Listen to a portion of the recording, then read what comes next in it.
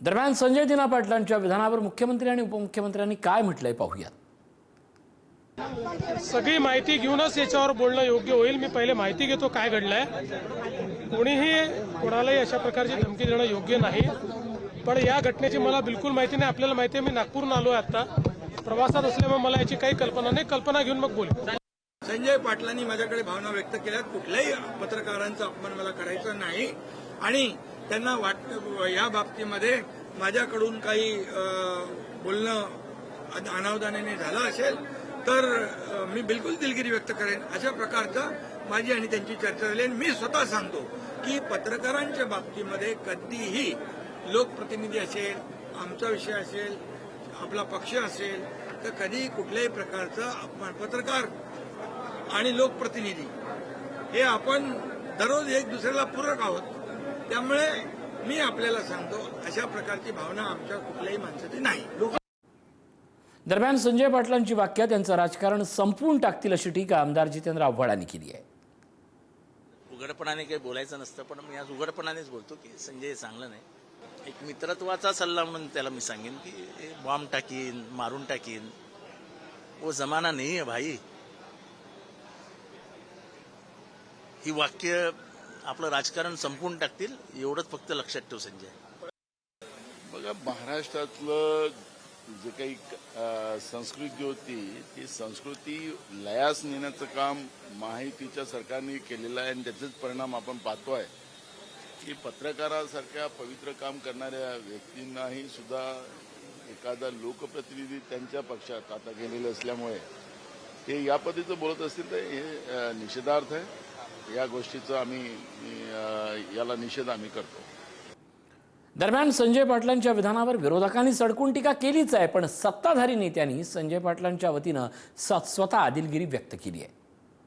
मिंदेंच्या टोळीची संस्कृती काय आहे ही जगासमोर आलेली आहे। आत्ताच आपल्याकडून ऐकलं की एका पळकुटे खासदारांनी ज्यांनी सगळ्यांनाच धमकी देणं सुरू केलंय, स्वप्नात पण आता इकडे तिकडे धमकी देत असेल, त्यांनी प्रेसवाल्यांना धमकी दिली, शिवीगाळ केली। पण मला एक सांगा, सकाळी केली, रात्री केली, कधी केली? म्हणजे नाही म्हणजे त्या मूडमधून कुठच्या बाहेर आलेत नाही आलेत हे आहे।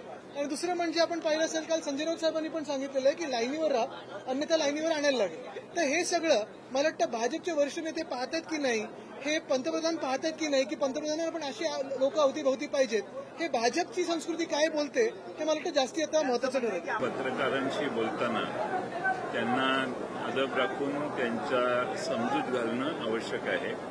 एखादा पत्रकार अतिरेक करत असेल कोणत्याही प्रकारचा तर त्यालाही थोडंसं त्या प्रकारे योग्य अशा गोड शब्दात समजूत घालणं योग्य आहे। चुकीचे शब्द, शिव्यांचा वापर हा मात्र निषेधार्ह आहे। बॉम्ब फेकणार कोण? बॉम्ब फेकणार संजय पाटील बॉम्ब फेकणार? अरे काय बोलणं आणि करण्यामध्ये त्याला फेकूनच दाखव, हिंमत असेल तर। एवढे आम्ही नाही तो उद्धव ठाकरेंचा सैनिक एवढा नाही, कळलं का? त्यांनी अशा गोष्टी नाही कार्यकर्त्यांना भेटायला तो उतरला तर पाहिजे घरून, तिसऱ्या माळ्यावरून चौथ्या माळा हातून गोडे ते बरं। त्याचं घरच कोणाला माहिती नाही, कोण म्हणतं भांडूपला राहतं, कोण म्हणतं मुलुंडला राहतं, कोण म्हणतं अन्य ठिकाणी राहतं। आधी घराचा पक्का पत्ता द्यायला सांगा, त्यांनी जास्त आवाज करू नये। जर माझं तोंड उघडलं तर संजय पाटलांना या भागामध्ये फिरणं कठीण। अशा सगळ्या क्लिप्स माझ्याकडे आहेत, की संजय पाटील फिरू शकणार नाही, परंतु तरी सुद्धा माझं अजूनही त्याच्यावरती प्रामाणिकपणे प्रेम आहे। त्यामुळे त्यांनी या गोष्टी दादागिरीच्या आणि आमच्या विरोधातल्या गोष्टी करू नये। तावात त्यांनी केले असेल, त्यांनी अशी जे काही भाष्य केली त्याच्याबद्दल मी माफी मागतो। पत्रकार हा आरसा आहे, आरसा फोडण्याचं काम संजयजींनी करू नये। चुकून त्यांच्याकडून अशी शिवगाळ झाली असेल तर त्यांनी याबाबत माफी मागावी। उलट त्यांच्या वतीनं मी माफी मागतोय, कारण आम्हाला माहित आहे का मी जे काही आहे ती पत्रकारामुळे आहे। आमचा हा विषय लोकांपर्यंत नेण्याचं काम अतिशय प्रभावीपणे आपण करत आहे। म्हणून चुकून तावाच जर त्यांच्याकडून एखाद्या वेळेस होतं, कधी कधी माणसाला ताव येतं आणि एखादं न असणारा शब्द निघतं, तर तो झाला असेल तर त्यांनी दिलगिरी व्यक्त केली। मला वाटतं शिंदे साहेब त्यांचे नेते आहेत, त्यांच्या पक्षामध्ये ते आहेत। मुख्यमंत्री महोदय आहे, मी समज करण्यावर मोठा नेता नाही, पण निश्चित आमचे सीएम डीसीएम हे त्यांना चुकत असतील तर समज देतील. मला वाटतं अतिशय चुकीचं आहे. मी आधीपासूनच सांगतो आपल्याला, राजकारणाचा स्तर कुठेतरी हा आता फार घसरत चाललेला आहे. थोडं स्टँडर्ड मेंटेन करा. परत जर असे धंदे काय संजय पाटील असतील किंवा कोण असतील असे बोलत असतील तर मला वाटतं हे फार चुकीचं आहे. निश्चित शिंदे साहेब त्यांना त्या बाबतीमध्ये समज देतील. ते म्हणाले पोलिसांच्या समोर मी बोलतोय, ते म्हणाले रेकॉर्ड करा, कमिशनरला पाठवा. ही हिंमत, ही मजल का जाते?